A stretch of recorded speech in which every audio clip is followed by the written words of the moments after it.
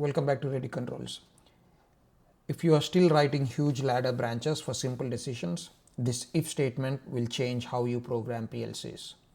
In this video, I'll show you how if works in structured text, when to use else and else if, and we will build real industrial examples like motor interlocks, alarms, and mode selection, all inside Studio 5000. When I first moved from ladder to structured text, I overcomplicated everything. Then I realized if statements are just clean decision makers. Once I used them for fault handling and made logic, my programs became easier to read and debug. So what is an if statement? If statement is a decision. PLC evaluates the conditions from top to bottom and only true logic executes. For example, if I look at the way how if statements are, I gave a real world example here about a motor should run only if the machine is in auto mode and there is no active faults and the e-stop is okay, then we are asking the motor to run, else the motor does not run. So here is a simple motor interlock circuit that you would do in ladder, but in here it's a lot more easy to read. The syntax is simple. If statement does not loop, it only executes once per scan. This is one of the real world example for a if and else statement.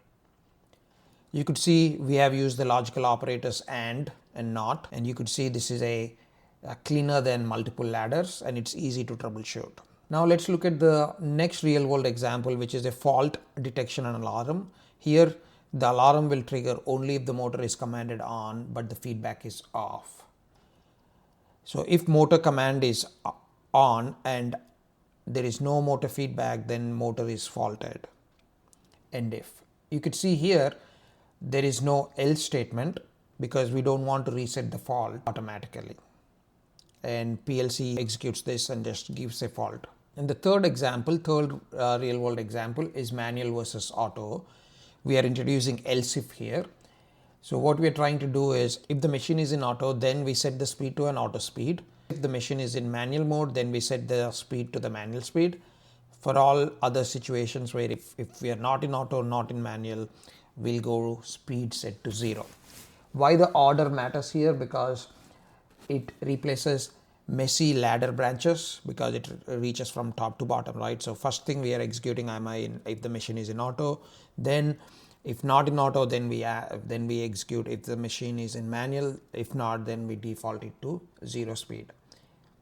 This is a lot more cleaner, right? Some of the beginner mistakes to avoid, very important, is forgetting the end if. I see most of them forgetting the end if. That would cause the issue, and overlapping conditions and expecting if to remember state and using if where case is better. If you're checking one variable against many values, if is not your best tool. In the next video, I will show you case statements which are perfect for recipes, machine states, and step logic, and why they are cleaner than if chains. If you like this video and structured text is making sense, please do subscribe, like, and share. Comment what logic should I convert to structured text next, and your comments will be my next video. Subscribe to this channel if you want PLC logic to be explained like a controls engineer and not a textbook. Until then, see you in the next video.